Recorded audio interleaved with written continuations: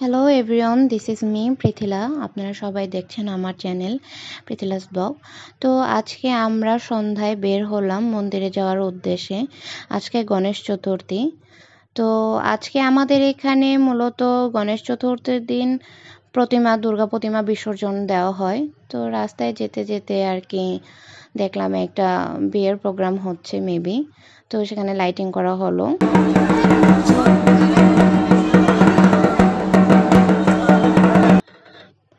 যেয়ে দেখলাম যে প্রতিমা বিসর্জনের জন্য সব প্রস্তুতি শুরু করে ফেলেছে। ওনারা মন্দির থেকে প্রতিমা বের করে ফেললো।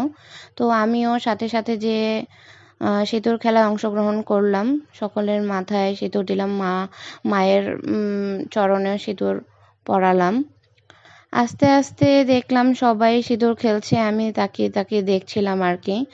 তো সাথে সাথে মা কালী, তারপরে গণেশ ঠাকুর, মা লক্ষ্মী সবাইকে একে একে বিসর্জনের প্রস্তুতি চলছে। আর এখন এই মুহূর্তে দেখলাম আমার বাবা, উনি লাস্ট সময়ে এসে ঠাকুর দর্শন করলেন আর কি।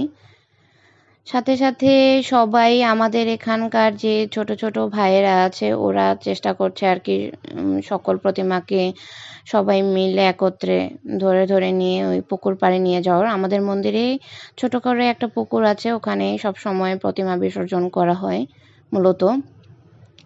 তো এখন আমাদের এখানকার যে বড়রা আছে তারা এখন মা দুর্গাকে নিয়ে যাওয়ার জন্য রেডি হচ্ছে। এটা মূলত অনেক ভারী, তো সবাই আর কি চেষ্টা করছে আস্তে আস্তে আর কি নিয়ে যাওয়ার। অনেকবারই তারা চুপচাপ দাঁড়িয়েছিল অনেকটা সময়, কারণ অনেকটা ভারী থাকার কারণে সবাই মিলে আর কি পারছিল না।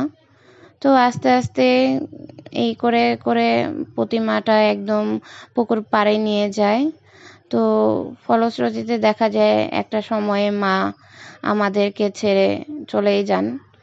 তো এই পর্যায়ে ঠাকুর সবাইকে জলের শান্তির যেই জলটা সেটা আর কি সবার মাথায় দিয়ে দেন আস্তে আস্তে। তো ওই দিন আবার ছিল শনিবার, আমাদের মন্দিরে শনি নারায়ণ ঠাকুরের পূজা হয়, তো সেই প্রসাদটা আমি নিলাম। এই করে দেখতে দেখতে আসলে সময়টা আসলে চলে যায়। এই মন্দিরটা আবার নতুন করে সাজানো হবে।